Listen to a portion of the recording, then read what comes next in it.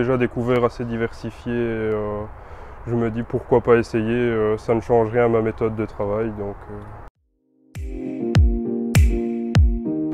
le couvert était très diversifié, il y avait 8 plantes. Il y avait du tournesol, Niger, avoine, facélie, févrole, vesse, pois et trèfle d'Alexandrie. C'était quand même un très beau couvert. Malgré la sécheresse, on a cru que ça n'allait pas aller, mais finalement les tournesols sont venus en fleurs et ça a été quand même. Du tournesol, c'est joli et les moutons apprécient vraiment bien. Plus c'est diversifié, plus il est concurrent vis-à-vis des adventistes, mieux il se développe.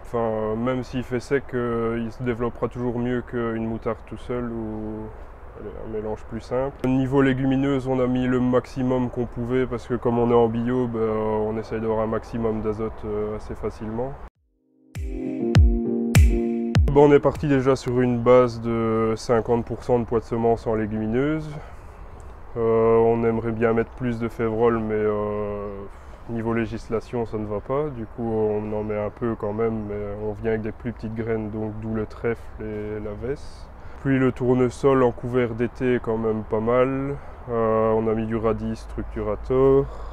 Après on a mis quelques espèces comme l'avoine qui coûte moins cher pour avoir un coût un peu moindre quand même. La facélie qui est bouche-trou, donc on en met toujours un petit peu. Dans le but c'était aussi d'avoir un peu un couvert relais avec les tournesols et les Niger qui allaient geler assez vite. Et l'avoine, la facélie et le radis qui allaient continuer à pousser durant l'hiver. C'était précédent escourgeon, donc on a fait un déchômage pour faire lever l'escourgeon. On avait pendu 20 tonnes de fumier de bovin, puis on a redéchômé une deuxième fois et on a semé dans la foulée sans rotative, donc, parce qu'on est en non-labour aussi, donc on a semé sans outil animé au semoir à disque. J'étais entre 50 et 100 € de l'hectare, je crois. Mais comme je suis en bio, les semences sont en bio, donc c'est plus cher que si on veut faire le même couvert en conventionnel, reviendra moins cher. On a pesé le couvert avec les différentes espèces. Et vu les unités de potasse, de phosphore et d'azote qu'on a récupérées, ça paye amplement le couvert, même plus que ça. Pour les agriculteurs, c'est un peu une obligation, donc ils vont au moins cher et au plus facile, donc plutôt de la moutarde, de l'avoine, de la facélie. Il y a très peu d'agriculteurs qui prennent ça comme une opportunité d'améliorer leur sol, c'est plus une obligation pour eux. Alors que, vu qu'on est quand même obligé, je pense que, quitte à faire un couvert, autant faire un couvert qui nous apporte quelque chose, même s'il coûte un peu plus cher, on est quand même gagnant. Déjà une bonne structure au printemps, un apport d'azote et d'autres éléments facilités pour la plantation, un sol propre.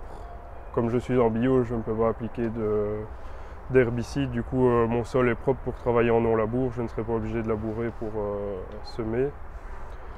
Une vie du sol quand même importante, il y a quand même pas mal de vers de terre et d'autres choses.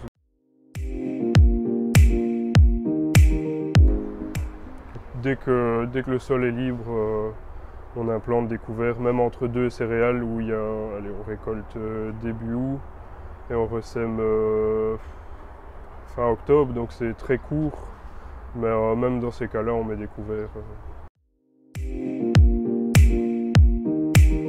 Ne pas attendre le 15 septembre, même s'il fait sec, faut semer le plus vite possible. Il faut tout mettre en œuvre pour que ça marche, parce que le même couvert, il va me coûter le même coût, mais si je le sème 15 jours plus tard, j'aurai aucun apport. Du coup, même s'il fait sec, je pense que ça vaut la peine de semer le plus vite possible. Même s'il ne s'est pas développé beaucoup pendant un mois, mais il était là et dès qu'il a plu, il a démarré directement. Que les autres couverts ont seulement germé. C'est une chouette initiative, ça permet de voir un peu ce que les autres personnes font et ça permet de se comparer à ce qui se fait ailleurs et ça développe un peu, ça montre un peu au grand public aussi ce qui est fait en agriculture, que tout n'est pas mauvais et que quand même des gens qui essayent d'améliorer un peu l'image de l'agriculture, je pense. Par exemple, allez, une belle parcelle de tournesol, ben, quand les gens passent devant, ils sont quand même, ils se disent ah tiens c'est joli quoi.